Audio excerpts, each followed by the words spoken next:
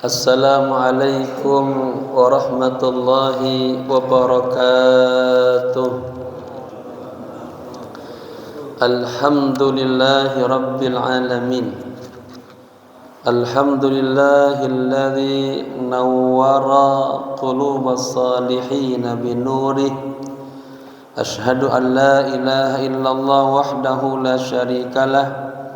Wa ashhadu anna sayyidana wa nabiyyana wa maulana Muhammadin dzil khuluqil azim imamil muttaqin sayyidil awwalina wal akhirin wa ala alihi wa sahbihi ajmain. Wa qala Allah ta'ala fi kitabihil karim wa huwa asdaqul qailin.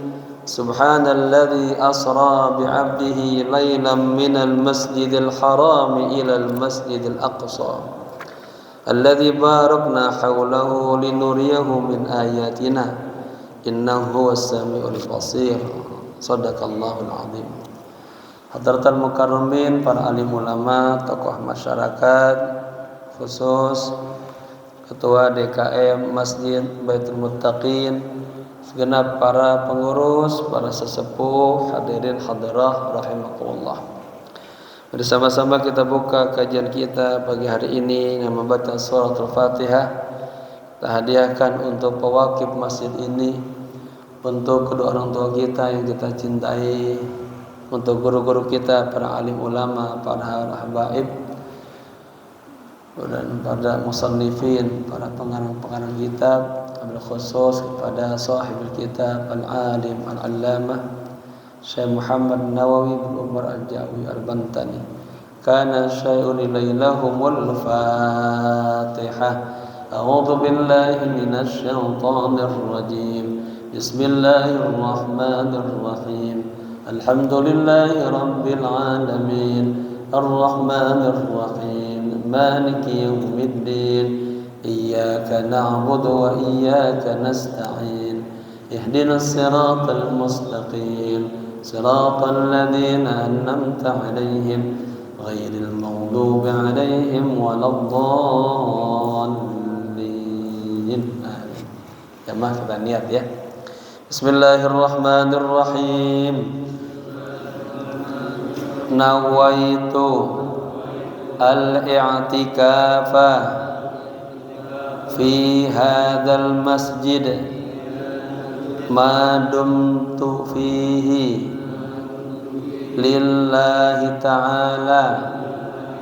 Nawaitu at-ta'alluma wat-ta'lima wal istifadata wal ifadata wal hassa ala tamassuki bi kitabillahi wa sunnati rasulillahi sallallahu alaihi wasallam ibtigha'a mardatillahi wa thawabihi. Astaghfirullahal azim min kulli dhanbin azim. Taubatan nasuha, taubatan nasuha. La ilaha illa anta subhanaka inni kuntu minadh dhalimin. Jamaah, kalau merujuk kitab kita sampai di halaman 13, makalah yang ke-25 ya. Makalah yang ke-25. Barusan ada pesan dari Pak Mustafa berkenaan dengan ini bulannya bulan Rajab, bulan Isra Mi'raj ya. Sedikit saya mengantar tentang Isra Mi'raj. Hadirin hadirah rahimakumullah.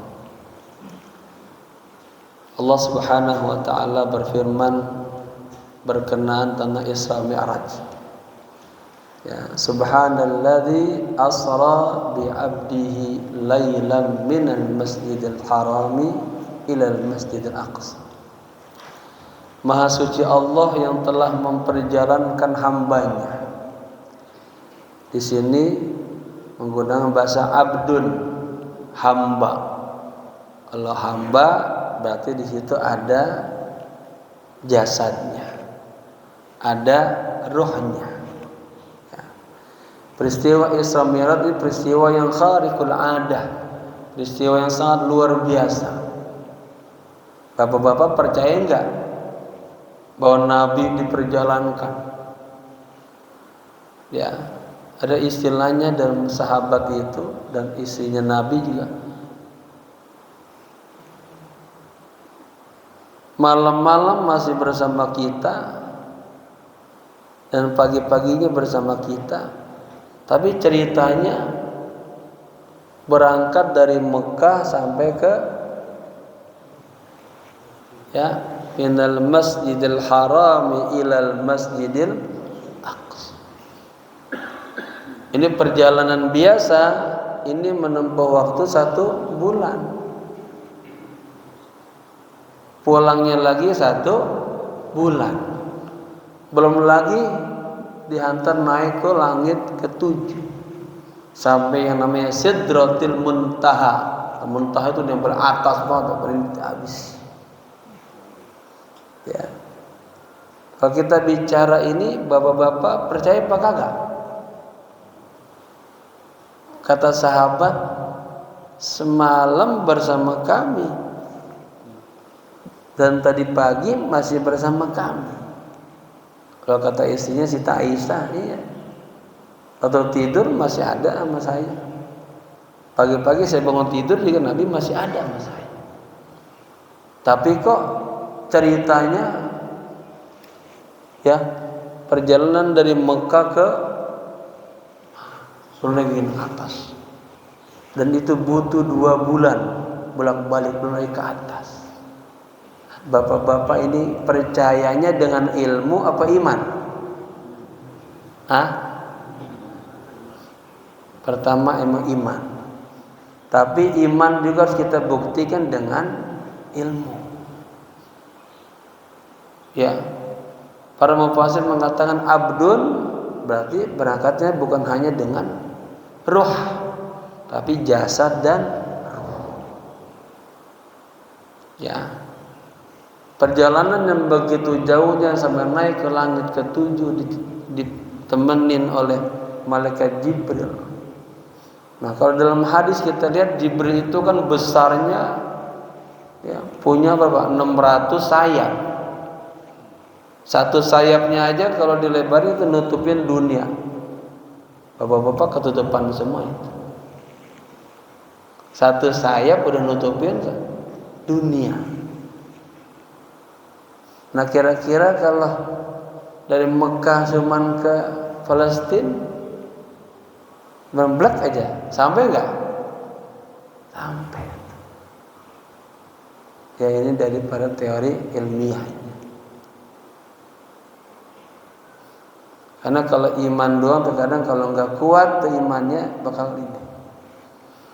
Maka ketika Nabi menyampaikan, ya, pamannya sendiri Abu Jahal menghina. Agak mungkin. Disinilah Nabi dikatakan kadzdzab, pendusta. Ya. Kemudian sahabat Sayyidina Abu Bakar datang. Ya. Abu Bakar ini hadar rajul katanya. Cerita semalam dia diberangkatkan oleh Allah dari Masjidil Haram ke Masjidil Aqsa. Dan itu bahasanya lailan. Kalau lailan bukan 1 malam. Dan lailan pakai isim nakirah, sebagian dari malam. Ada sebentar dulu. Ente percaya enggak? Kata Sayyidina Abu Bakar, kalau apa yang disampaikan oleh dia saya percaya. Makanya beliau dikasih gelar apa? As-Siddiq. Orang yang membenarkan, percaya apa yang disampaikan Rasulullah. Ya. Jam yang berbahagia. Sebelum Isra dan Mi'raj, ya, ini kita flashback ke belakang. Kenapa Allah mengisra mi'rajkan baginda Rasul?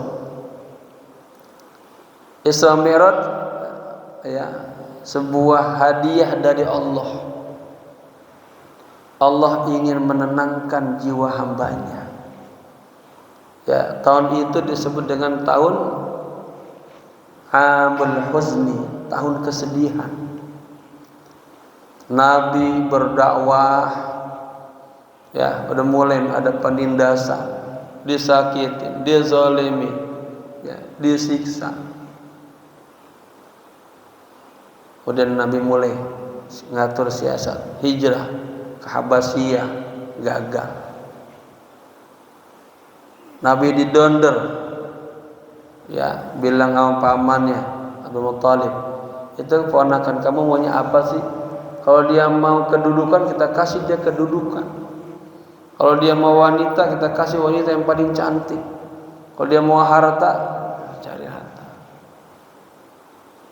Ya, asalkan dia jangan nyebarin agama ini nih, bikin merusak katanya. Itu pandangan orang kafir. Ya. Nabi mengatakan, paman, seandainya mereka menyiksaku, dalam bahasa balaghahnya, law wada'u, seandainya mereka meletakkan matahari di tangan kananku, bulan di tangan kiriku, artinya aku disiksa itu, aku tidak akan pernah meninggalkan dakwah ini. Ya, waman ahsanu qawlan mimman da'a ila Allah wa amila amalan shalihan. Ungkapan yang paling baik, ungkapan mengajak umat kepada Allah, mengingatkan orang-orang yang lalai kepada Allah dan melakukan amal saleh. Akhirnya Nabi berupaya, ya, mencari dukungan. Nabi berangkat jalan kaki, bayangin, dari Mekah ke kota Taif. Kenapa kota Taif yang dipilih? Karena pada masa itu kota yang paling bergengsi, punya kedudukan, Mekah dan Taif. Di Taif juga banyak kerabat baginda Rasul dari Bani Saqifah. Akhirnya Nabi jalan kaki ditemani oleh Zaid bin Harithah. Berangkat Nabi. Kalau naik kuda ketahuan, wah ini mau kabur nih. Ya, Nabi jalan kaki balik. Perjalanan 86 km sampai 100 km. Kami kemarin baru pulang umroh.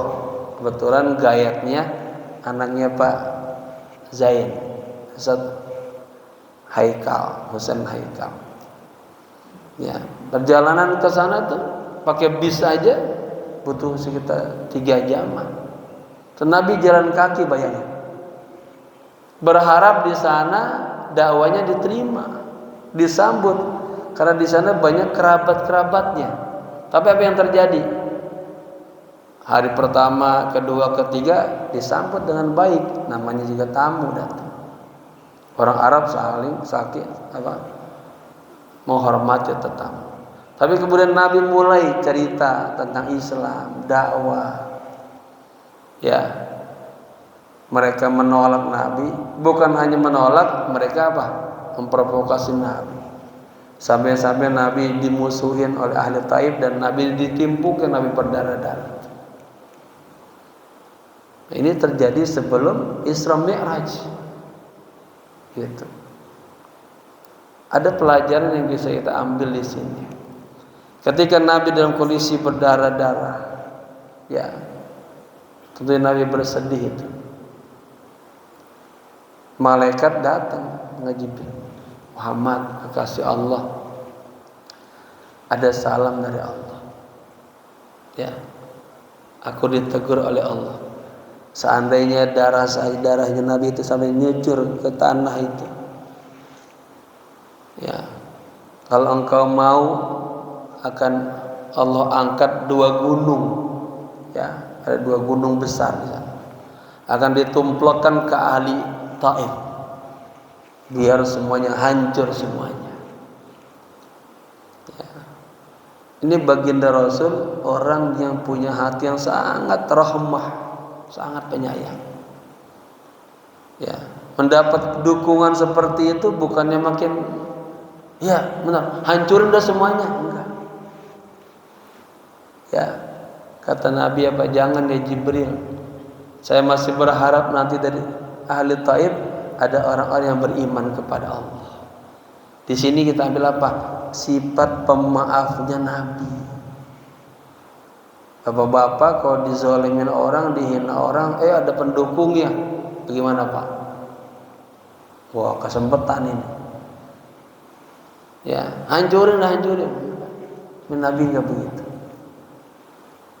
Sama Nabi doa sama Allah.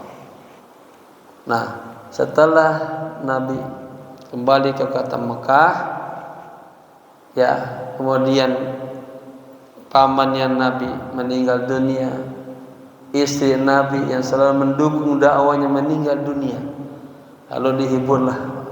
Ya, tidak ada obat yang paling jitu yang bisa menenangkan jiwa psikologi seseorang yang dalam keadaan goncang, kesedihan, kecuali sholat. Ya, Isra Mi'raj pulangnya Nabi membawa apa? Perintah sholat lima waktu. Ada juga cerita unik.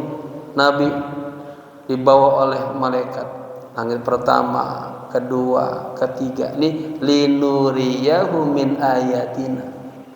Diperlihatkan kebesaran Allah. Sampai Nabi melihat ahli neraka, ya Jibril, siapa ini orang kok perutnya pada gede-gede banget, segede rumah. Itu umatmu ya Muhammad. Orang-orang yang di dunianya suka makan barang-barang yang haram. Ya Jibril, itu siapa itu? Lisannya panjang banget sampai keluar. Nah, itu umatku ya Muhammad yang suka ghibah, namimah, mendusta. Nabi diperlihatkan ahli neraka, ahli surga di Nuriyah. Sampai ke langit ketujuh itu masih ditemani oleh malaikat Jibril.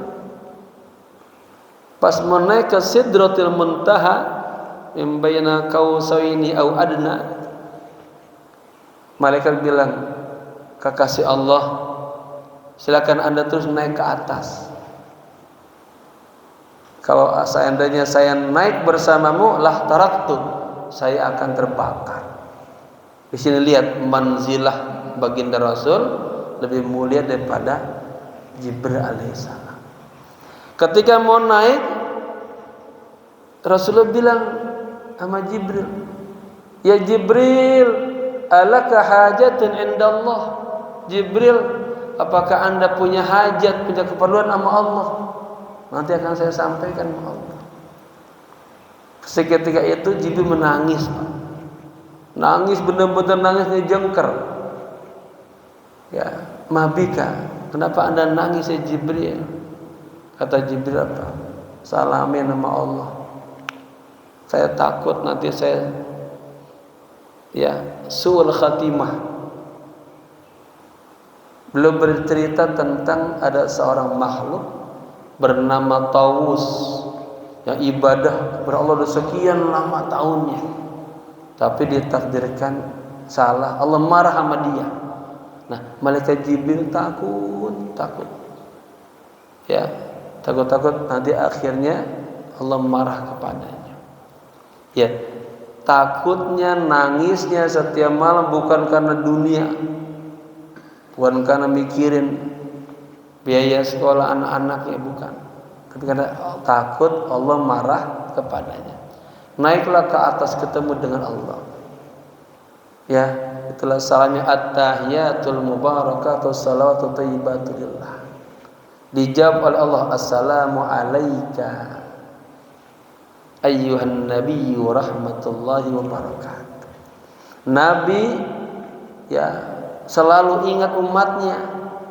Padahal kalau seorang kekasih sudah ketemu dengan kekasihnya itu lupa dengan yang lain. Nabi masih sempat menyampaikan pesannya Sayyidina Abu Bakar, malaikat Jibril. Akhirnya turunlah ayat nazala bihi ruhul amin ala qalbika litakuna minal mundharin. Malaikat Jibril dipanggil juga ruh, bahasanya dalam Al-Quran itu ruh. Ruh al-amin, malaikat yang terjaga aman daripada marah dan murkanya Allah. Ya. Lalu malaikat Rasulullah juga ketika Allah mengatakan assalamu alayka ayyuhan nabiyyu rahmatullahi wabarakatuh, Nabi ingat kita nih. Ingat hamba-hambanya umat yang saleh. Apa Nabi? Wassalamu alaina wa ala ibadillahi sholihin. Itu hebatnya Nabi itu. Nabi statementnya apa? La arda, saya kagak ridho ya Allah, wa wahidun min ummati finnar. Saya kagak ridho ya Allah kalau ada satu aja umatku yang berada di neraka. Ya, lihat sifat rahmatnya Nabi, kepeduliannya Nabi sama kita. Makanya kita patut berjuang untuk Nabi, menghidupkan sunnah-sunnah Nabi, menjalankan apa-apa yang disampaikan oleh Nabi. Semua yang dinyampaikan Nabi wahyun la yantiqu 'anil hawa in huwa illa wahyuha. Wa ma atakumur rasulu fakhuduhu wa ma nahakum anhu fantahu. Ya, manusia yang sangat sempurna. Kemudian setelah di atas dapat apa? Perintah salat. Semua perintah yang lain min tariqi Jibril, lewat Jibril.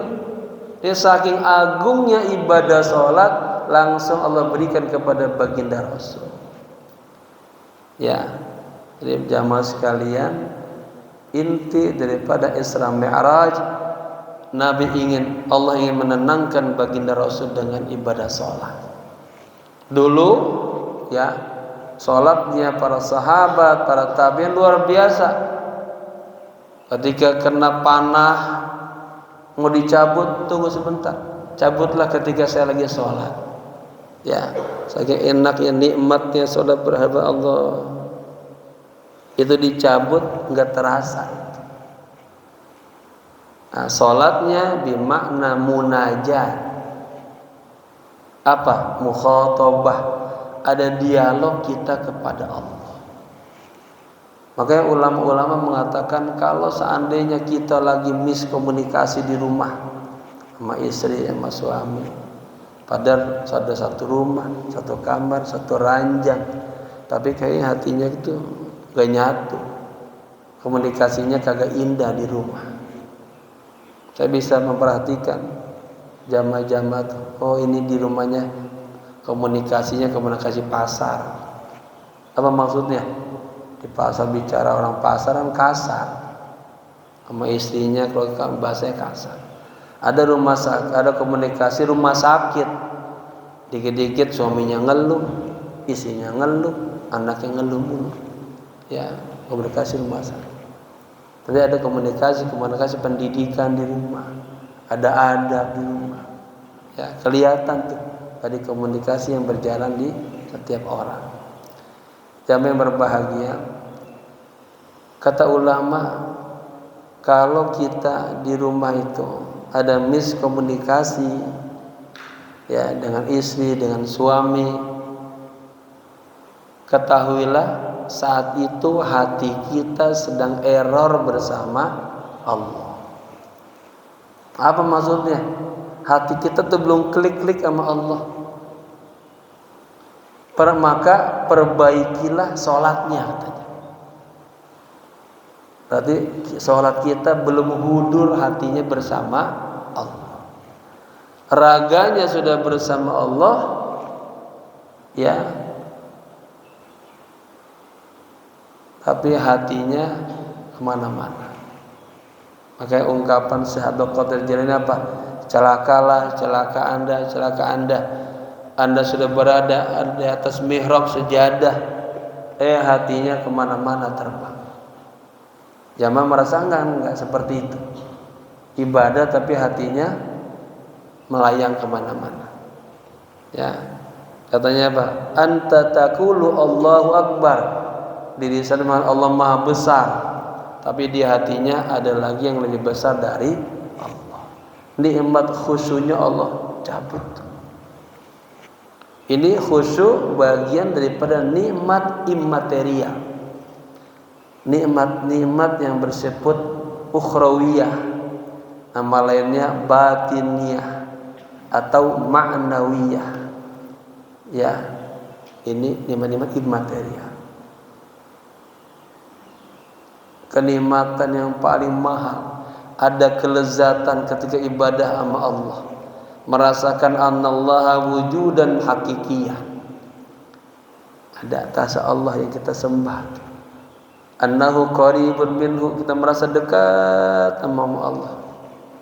Ya, wa yulabbi nidaahu, kita terasa. Ini buku saya menulis buku judulnya tentang Risalatus Shalah. Ada orang salatnya tarikus shalah, ada ghafil salat, ada yang khusyuk sudah. As-salat idza qama ahadukum yusalli fa innahu yunaji rabbah. Apabila seseorang di antara kalian salat, ya, maka hendaknya dia bermunajah kepada Allah. Salatnya bimana munajah. Ya, ada orang salat hanya terasa beban doang, berat. Maka salat pertama taklifiyah, terbebani. Enggak hanya itu, terus kita jalanin, tingkatkan menjadi apa? Wasilah. Ibadah kita menjadi wasilah. Maka ayatnya tanha anil fahsya'i wal munkar. Kalau salatnya benar, bisa mencegah tubuh kita melakukan maksiat dan dosa. Lalu naikin lagi ibadahnya berbentuk apa? Hajat, kebutuhan kita kepada Allah. Allah mah kagak butuh sholat kita. Ini satu komplek Pertamina, kalau kagak ada yang nyembah Allah, nggak ada yang sholat subuh tadi, Allah nggak bakal turun dari derajatnya dari Allah. Allah tetap Allah. Tapi yang rugi siapa? Kita. Dalam sholat tadi kita ada ungkapan doa, iyyaka na'budu wa iyyaka nasta'in ihdinas siratal. Ya, soal minta bimbingan Allah. Nah, orang-orang yang sholatnya benar-benar, dia apa? Katanya, dia meyakini bahwa Allah selalu yamudduhu, katanya, bil quwwah wal aun, memberikan kekuatan, memberikan bantuan. Tapi orang-orang yang sholatnya sembarangan, dia nggak punya kekuatan ruhaniyat. Ada masalah dikit, oleng dia, bimbang. Ya, orang-orang yang ibadahnya kuat kepada Allah, ya, dia merasakan la yatakhalla anhu, Allah kagak bakal meninggalkan dia sendirian. Kalau dia punya proyek, punya target, dia sukses, dia berhasil, dan dia kagak magrur, kagak sombong. Ada orang-orang, Pak, ketika dikasih kelebihan lupa, sombong. Ya, tapi orang-orang yang sholatnya di mana munaji, dia selalu mengaku lemah. Apa yang dia gapai, apa yang dia capai, dia sadar itu karena kebaikan Allah, rahmat Allah. Seandainya dia punya target belum juga tercapai, orang-orang yang sholatnya kuat, dia kagak pernah putus asa. Bal yuhawilu muhawalatan jadidah, dia terus mengulang. Dia yakin akan ada bantuan dari Allah. Makanya Nabi dikasih oleh sholat, dia bisa menenangkan jiwanya yang saat ini sedang sedih-sedihnya, ditinggal pamannya, ditinggal istrinya yang selalu mendukung dakwahnya, dan sahabatnya saat itu sedang didonder terus, dizolimi terus, disiksa terus, sedih. Jami berbahagia. Orang yang meninggalkan sholat itu digambarkan yuhsaru, akan dikumpulkan bersama 4 golongan. Ya, bersama Qarun, bersama Fir'aun, bersama Haman, dan bersama Ubay bin Khalaf. Fir'aun kita sudah tahu tuh, raja yang zalim. Qarun orang yang kikir tapi berlimpahan harta, sampai kunci-kuncinya di emas. Haman gambaran seorang, katakanlah di wazarati, yang punya jabatan, ya kedudukan, punya status sosial. Ya, kalau Ubay bin Khalaf ini gambaran tentang seorang bisnismen kafir Mekah. Ya, katanya barang siapa yang manistaghala bimalihi, barang siapa yang disibukkan dengan hartanya sampai sholatnya kelupaan, ibadahnya ketinggalan, husyira ma'a Qarun, dia akan dikumpulkan nanti bersama si Qarun. Wa manistaghala bimulkihi, barang siapa yang disibukkan dengan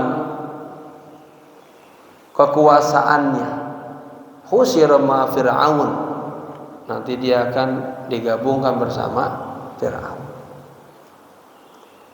Wa man istaghala bi wuzaratihi, ya, dalam kitab Is'aful Iman Hasan Shazali mengatakan barang siapa yang disibukkan kepada Allah dengan jabatannya, kedudukannya, baru jadi Pak RT, Pak RW, baru jadi manajer dan lupa sama Allah, akan dikumpulkan nanti bersama Haman. Dan wa man istaghala, katanya bitijaratihi, barang siapa yang disibukkan dengan bisnisnya. Ada orang, Pak, Allah kasih pintu bisnis, lupa sama Allah. Harusnya dia tambah bersyukur.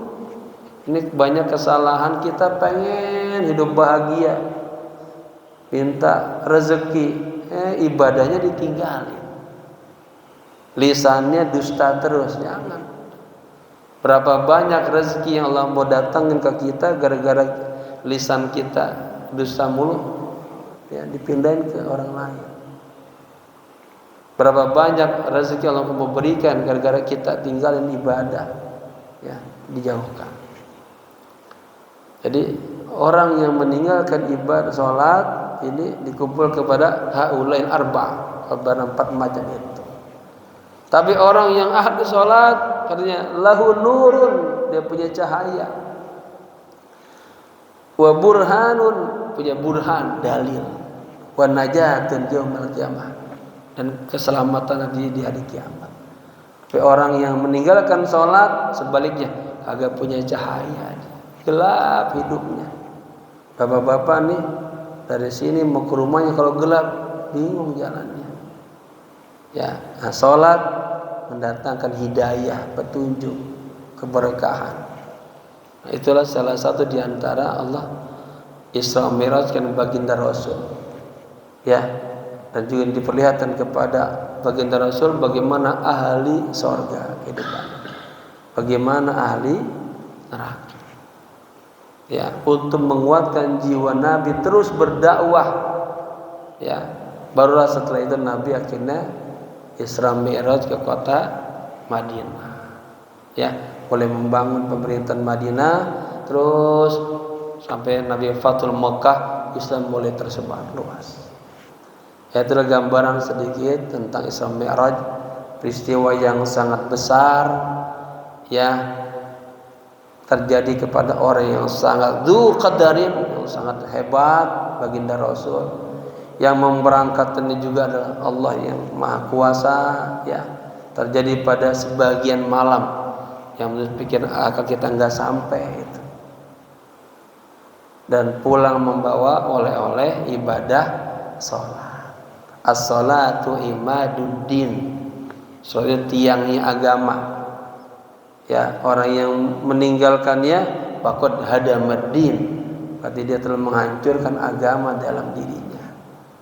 Jadi esensi daripada Isra Mi'raj, hikmahnya adalah imaniyah kepada Allah, menguatkan tauhid kita kepada Allah, dan menguatkan silat hubungan kita kepada Allah.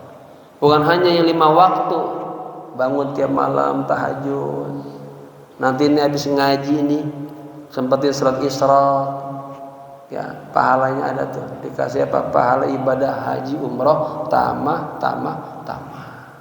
gitu, ya. Kita sedikit biar berkah baca kitabnya, halaman 13 maqalah yang ke 25. Bismillahirrahmanirrahim. Qala musannif rahimahullahu taala wa ada man nafa bihi wa bi ulumihi wa asrarihi wa nafahatihi fid din wad dunya wal akhirah. Wal maqalatul khamisatu wal 20. Makalah yang ke 25. Benar ya? Ini ya. Ruya annahu alaihi salatu wassalam kharaja dzata yaumin ala ashabihi faqala kaifa asbahtum. Diriwayatkan baginda Rasul pada suatu hari, ya, suatu saat keluar menemui para sahabat-sahabatnya, ya. Ketika itu Nabi berkata kepada para sahabatnya, kaifa asbahtum ay dakhaltum fi waqti sabah, bagaimana kabar kalian, ya, di suasana pagi hari ini, gitu. Nabi nanya sama para sahabat-sahabatnya. Faqalu, para sahabat menjawab, asbahna ay sirna fi sabah mu'minina billahi jalla wa ala. Ya, kalau bahasa kita, alhamdulillah Rasul, pagi-pagi ini kami kondisi beriman kepada Allah. Ya.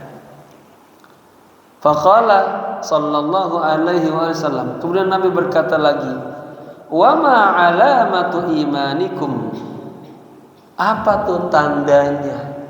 Ya. Tanda iman kalian itu apa tuh?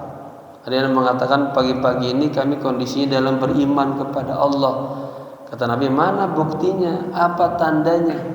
Ma alamatu imanikum? Qalu, jawab para sahabat, nasbiru alal bala. Orang yang beriman itu punya ciri khas, dia sabar. Sabar juga sebuah anugerah, nikmat immaterial yang Allah berikan kepada hamba-hambanya. Enggak semuanya orang punya jiwa penyabar. Enggak semuanya orang penyabar. Ada orang sholat aja, ada nggak sabar, ada. Udah pengen buru-buru sholat selesai. Dari mulai sholat udah pengen buru-buru salam aja. Ngaji udah pengen buru-buru selesai aja. Nggak ada kelezatan di dalam jiwanya.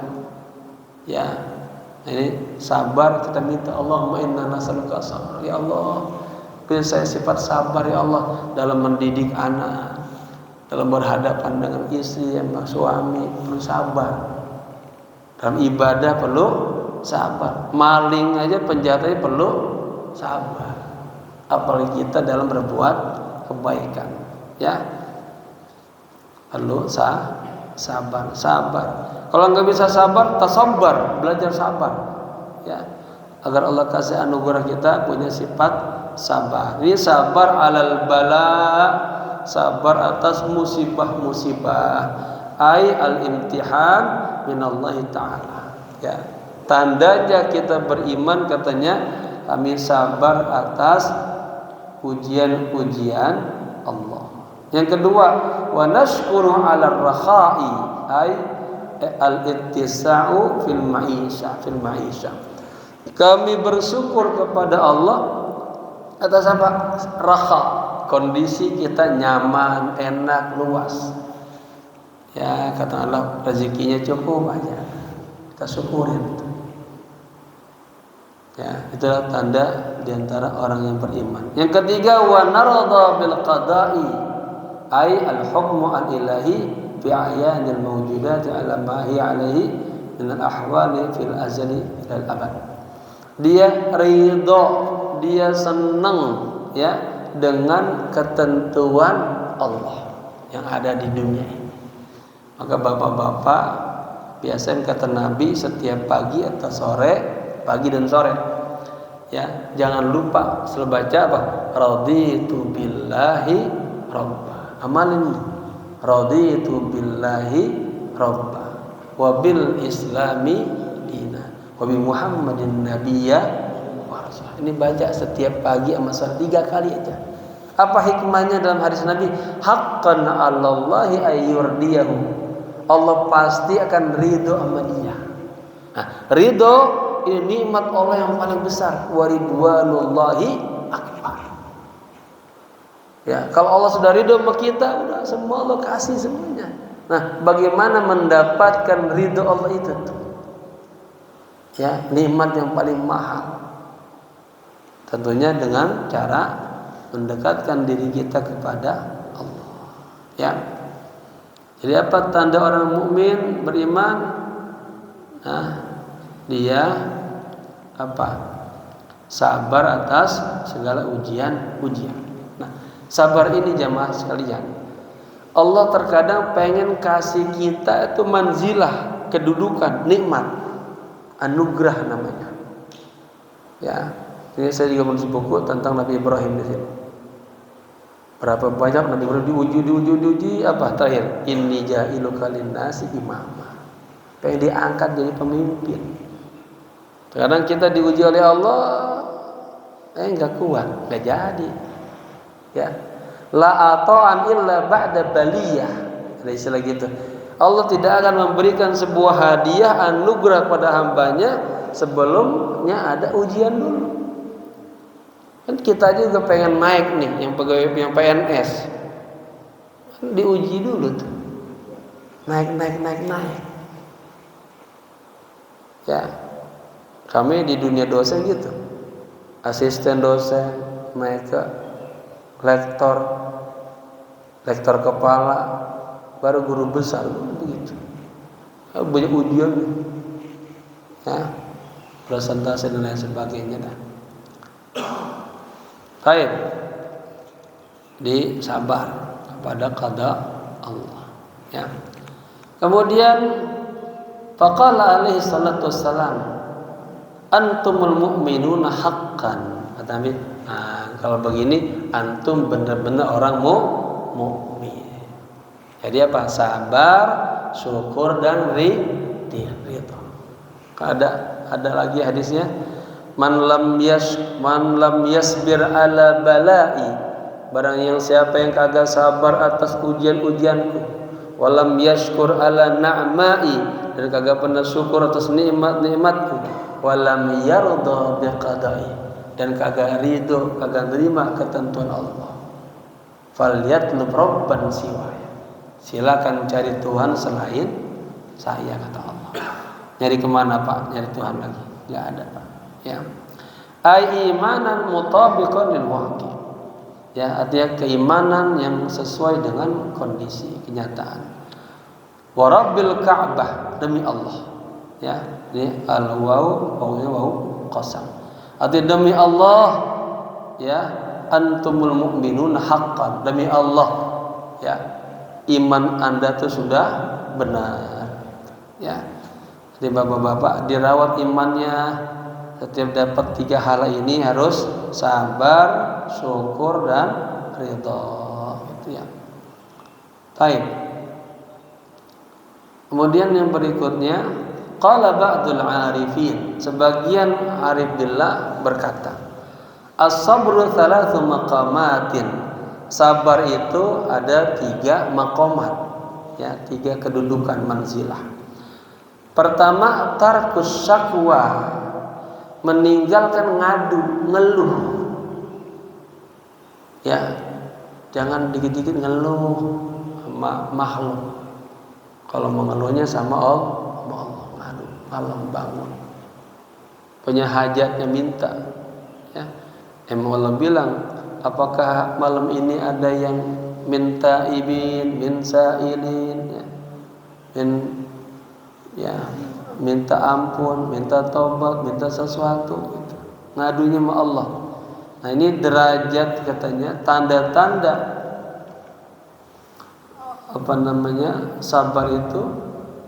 sabar itu ada 3 makom. Yang pertama, tarku, dia meninggalkan syakwa, nggak pernah mengeluh.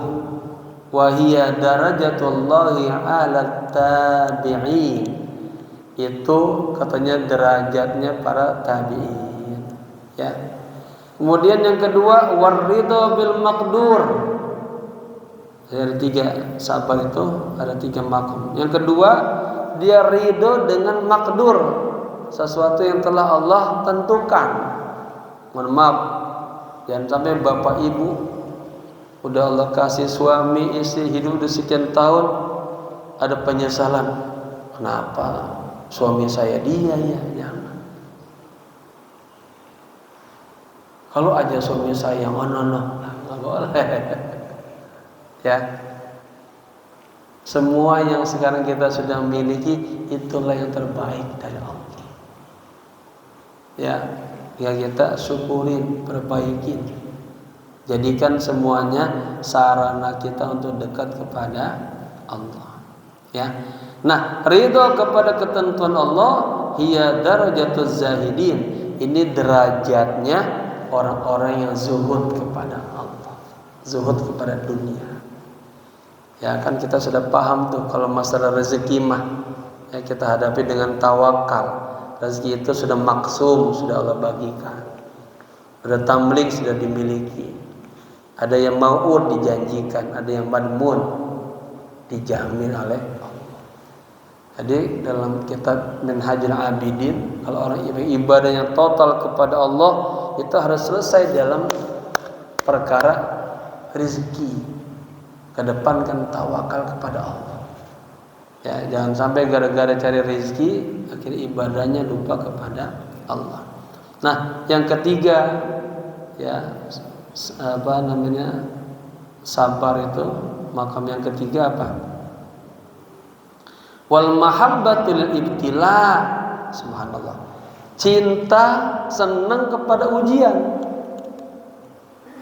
Ya. Ada orang diuji sedikit aja dikasih sakit gigi aja ngedumbelnya Masya Allah. Dikasih pinggangnya encok aja rame banget. Ya, pagi dikasih ujian anaknya meninggal. Tahu-tahu jabatannya hilang. Nah, ini apa? Wal mahabbatu lil ibtila, senang kepada ujian Allah. Ya, orang-orang saleh gitu. Orang saleh Pak kalau dikasih nikmat dunia takut ya Allah habis ini udah apa ini. Ya, pengennya diuji. Karena dia yakin setelah ujian ada nikmat. Wa hiya darajatus siddiqin.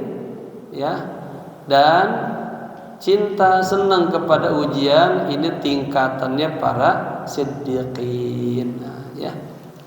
Wa fil hadithi, dan di dalam hadis disebutkan u'budillaha 'ala ridha, sembahlah Allah ya dengan atas dasar ridho, senang ya. Jangan sampai kita kedumel. Ya Allah, salat lagi. Salatnya subuh lagi susah bangun banget. Susah bangun ya. Fa in lam tastati' fa fis sabri. Ya.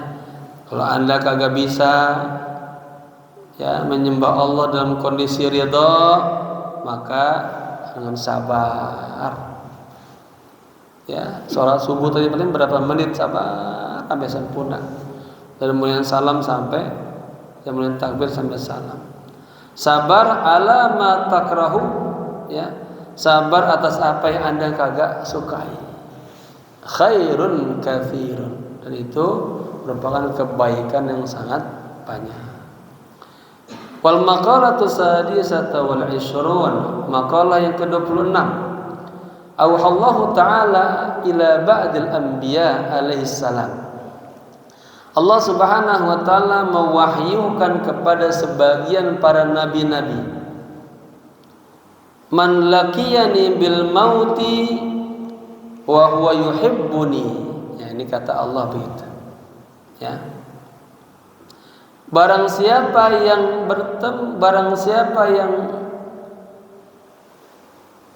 bertemu denganku, ya, ingin bertemu denganku bil mauti, ya, dengan jalan kematian, wa huwa yuhibbuni, dan dia suka kepadaku, ay yashtaqu ilayya, dia rindu kepada Allah. Dalam hadis lain Bapak Ibu disebutkan dalam kitab Tanbihul Ghafilin, ada orang-orang tuh emang ragbahnya pengen berjumpa dengan Allah, senang bertemu dengan Allah, orang mukmin. Kenapa? Karena ketika dalam sakaratul maut, ya, itu Allah sudah singkapkan sorga baginya. Akhirnya pengen buru-buru mati, pengen buru-buru ketemu dengan Allah. Tapi kalau orang yang durjana, ahli maksiat, orang kafir itu takut bertemu sama Allah.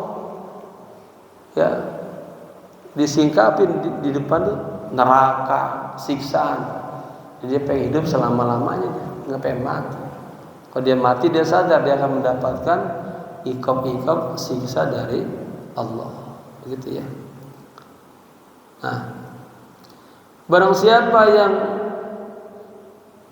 ingin bertemu kepadaku ya dengan lewat kematian dan dia cinta kepadaku, ai yashtaku ilayya, dia rindu kepadaku, wa yarghabu fi ma indi min thawab, dan dia menginginkan ya apa yang ada padaku daripada pahala.